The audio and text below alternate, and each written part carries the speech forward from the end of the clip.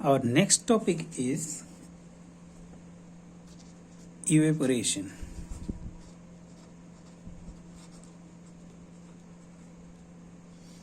ठीक है, और एवोपरेशन के बारे में तो आप जानते ही हो कि एवोपरेशन होता क्या है।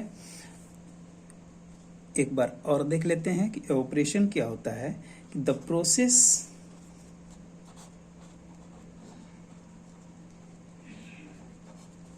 of a liquid, the process of a liquid changing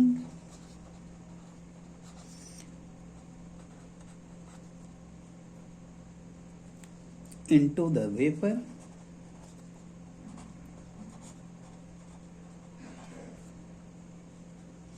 या वेपर को आप लिख सकते हो गैस।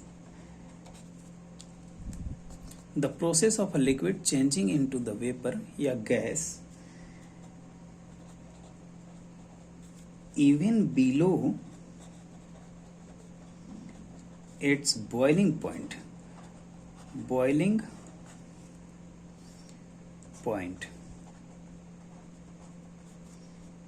क्या कहा जाता है?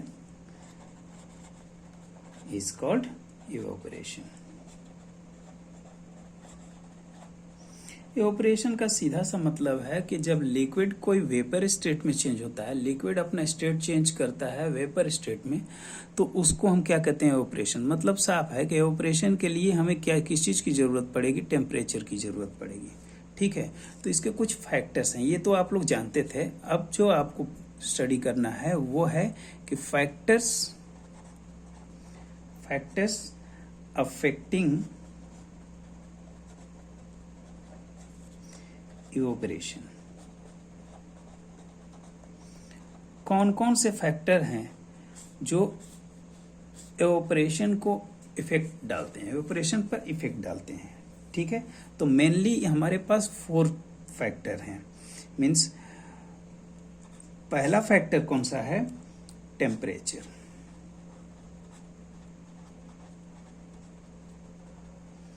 क्या है?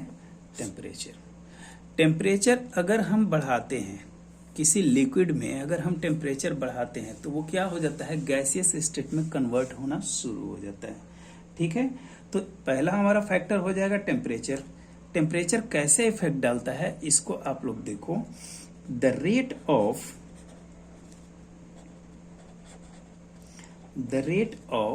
इवेपोरेशन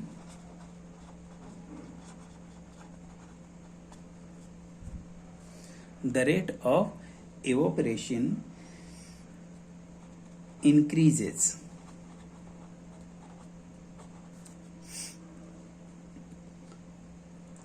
on increasing the क्या? टेम्परेचर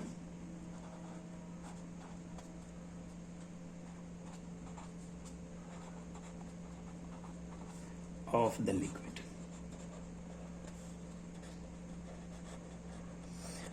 अब देखो, मान लो हमारे पास कोई एक कंटेनर है और इसमें हमने क्या लिया? वाटर। क्या लिया है? ये क्या है?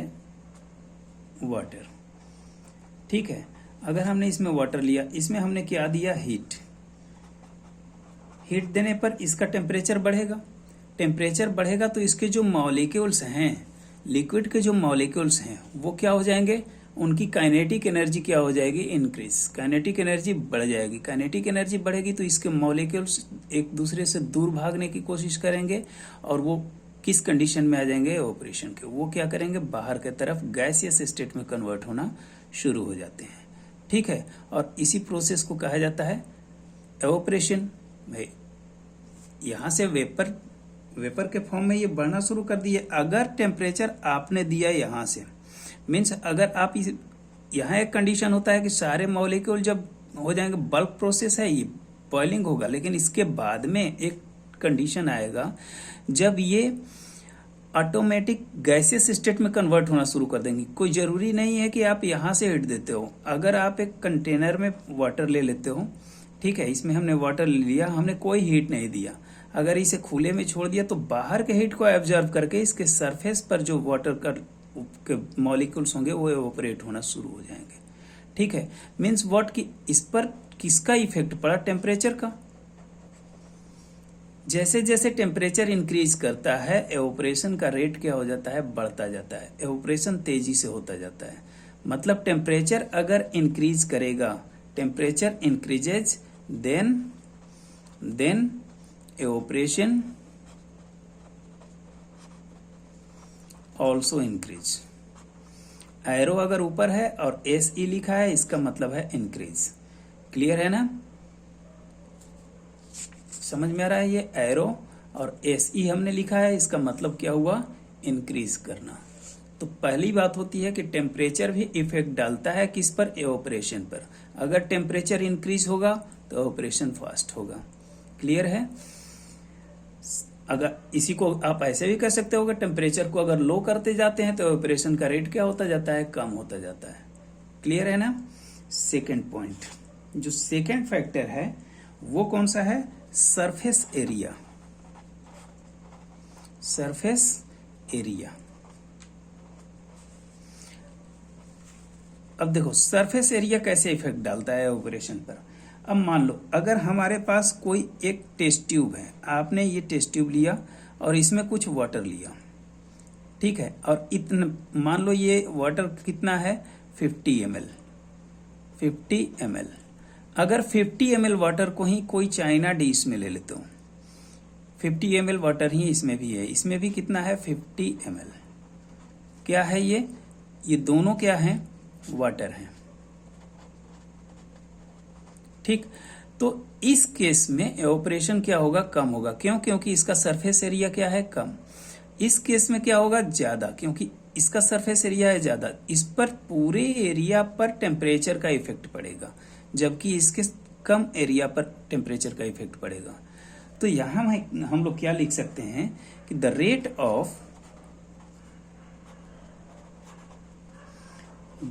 Of evaporation increases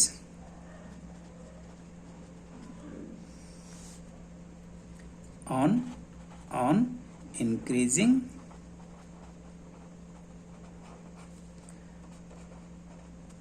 the surface area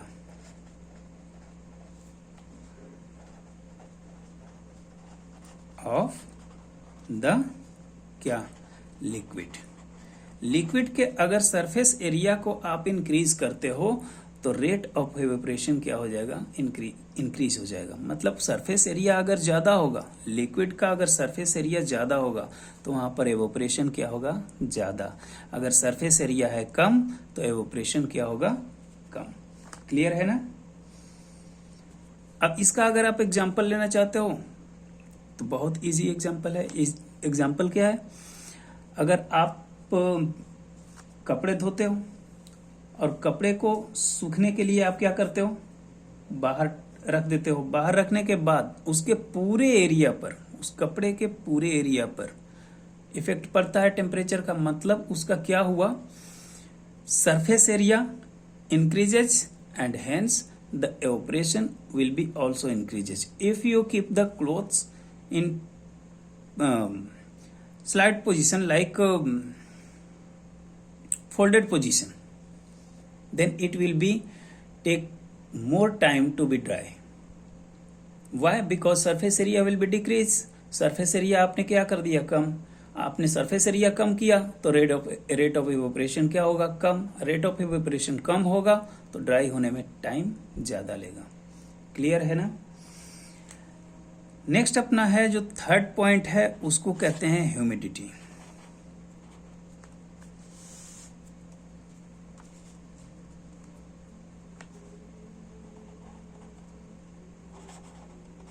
humidity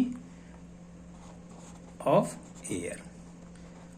अब क्वेश्चन ये है कि ह्यूमिडिटी क्या है। तो देखो बेटा, ह्यूमिडिटी को अगर आप डिफाइन करोगे तो ह्यूमिडिटी को लिख सकते हो कि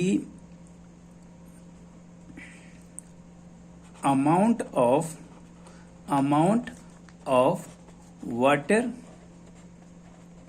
vapour, amount of water vapour present in air is called humidity of क्या? एयर। जितना amount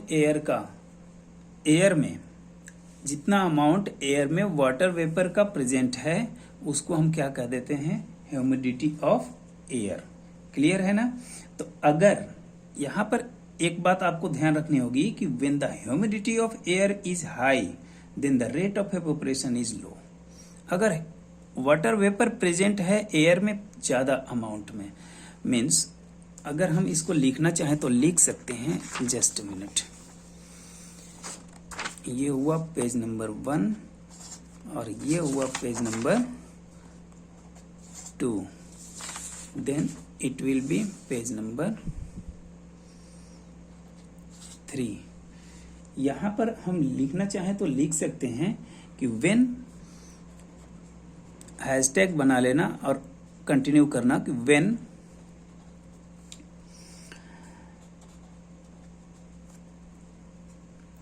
the humidity of air is high. अगर एयर में ह्यूमिडिटी हाई है मतलब ज्यादा है तो उस केस में क्या होगा? Then the rate of evaporation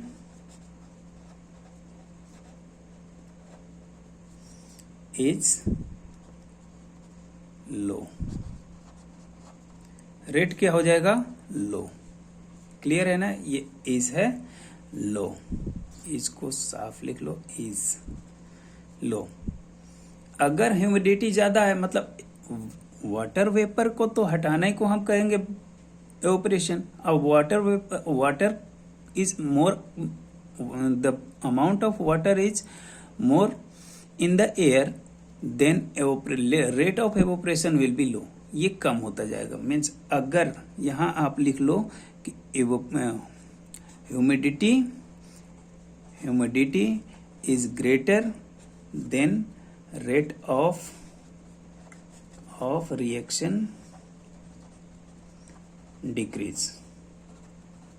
अगर ह्यूमिडिटी ज्यादा है, ये ग्रेटर देन का सिंबल है, तो ह्यूमिडिटी अगर ज्यादा है तो रेट ऑफ रिएक्शन क्या होगा? डिक्रीज होगा।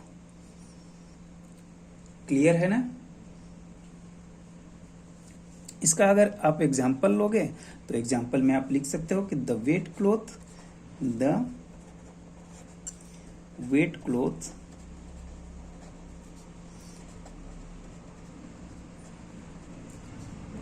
takes a long time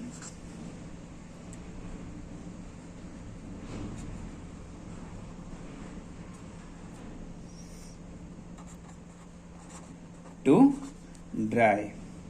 कब? when the humidity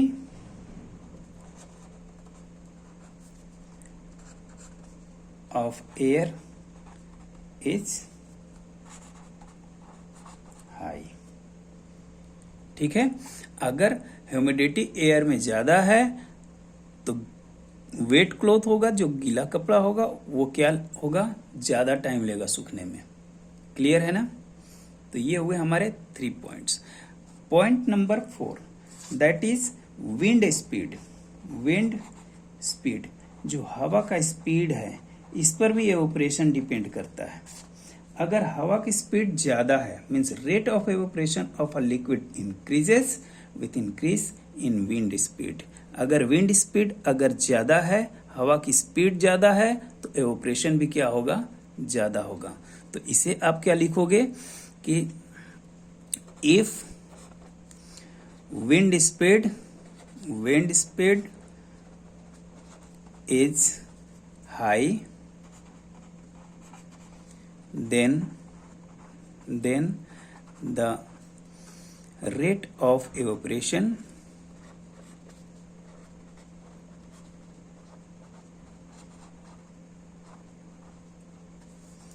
is also high। ये सारी चीजें आपके डेली लाइफ से रिलेटेड हैं। अगर विंड स्पीड ज्यादा है, हवा की स्पीड ज्यादा होती है, तो आपके कपड़े जल्दी सूख जाते हैं। इसके पीछे रीजन क्या है? यहां से आपको क्या समझ में आता है कि wind speed is directly effect on evaporation, means evaporation is directly affected by wind speed. Directly affected का मतलब क्या हुआ? अगर विंड स्पीड ज्यादा है तो एवोपरेशन का रेट क्या हो जाएगा? ज्यादा। क्लियर है ना? तो ये अपने 4 पॉइंट्स हुए जो इफेक्ट डालते हैं एवोपरेशन पर। क्लियर है? Okay, thank you.